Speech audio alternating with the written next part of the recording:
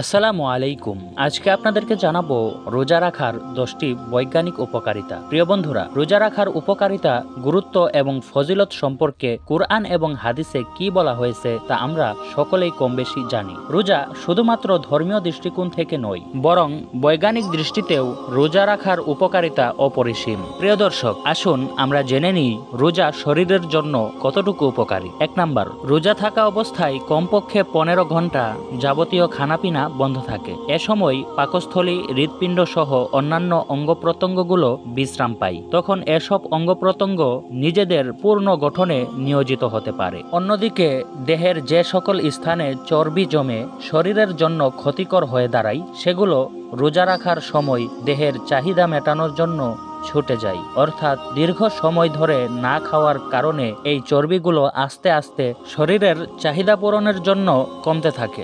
2 number, Nobel পুরস্কার বিজয়ী প্রখ্যাত চিকিৎসক ডক্টর লেক্সিস বলেছেন, রোজা রাখার মাধ্যমে লিভারের রক্ত সঞ্চালন দ্রুত হয়, যার ফলে ত্বকের ভিতর সঞ্চিত চর্বি, মাংসপেশির প্রোটিন এবং লিভারের কোষগুলো আন্দোলিত হতে থাকে। অভ্যন্তরীণ দেহের যন্ত্রগুলোর সংরক্ষণ এবং হৃৎপিণ্ডের নিরাপত্তার জন্য অন্যান্য দেহাংশগুলোর বিক্রিয়া বন্ধ রাখে। খাদ্যের অভাব কিংবা আরাম আয়েশের জন্য মানুষের শরীরে যে ক্ষতি হয়, রোজা রাখার ফলে তা পূরণ হয়ে যায়। 3 নাম্বার হলো, ডক্টর আইজ্যাক জেনিংস বলেছেন, যারা অলসতা এবং অতিরিক্ত ভোজনের কারণে নিজেদের সংরক্ষিত জীবন শক্তিকে ভারাক্রান্ত করে ধীরে ধীরে আত্মহত্যার দিকে এগিয়ে যায়, রোজা তাদেরকে এই বিপদ থেকে রক্ষা পাওয়ার মাধ্যম হয়। রোজা রাখার ফলে ফুসফুসের কাশি, কঠিন কাশি, সর্দি এবং ইনফ্লুয়েঞ্জা নিরাময় হয়। 5 নাম্বার হলো, ডক্টর দেওয়ান AKM রহিম বলেছেন,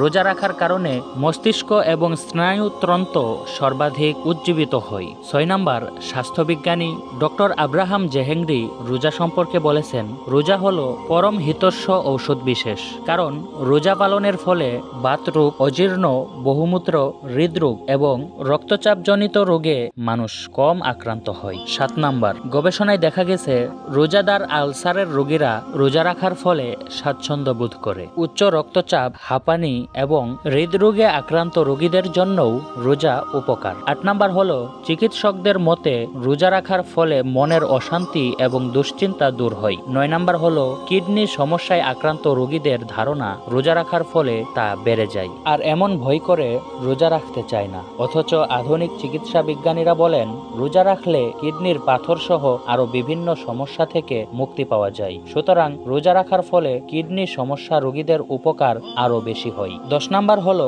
স্বাস্থ্যবিজ্ঞানীদের মতে রোজা রাখার উপকারিতা হলো, সারা বছর অতি ভোজন, অখাদ্য, কুখাদ্য এবং ভেজাল খাদ্য খাওয়ার ফলে আমাদের দেহে যে চর্বি জমা হয়, যা দেহের জন্য মারাত্মক ক্ষতিকর, তাই 1 মাস রোজা রাখার কারণে তা সহজেই দূর হয়ে যায়। প্রিয় বন্ধুরা, এই ছিল রোজার 10টি বৈজ্ঞানিক উপকারিতা। সকলেই ভালো থাকবেন, সুস্থ থাকবেন। আসসালামু আলাইকুম ওয়া রাহমাতুল্লাহ।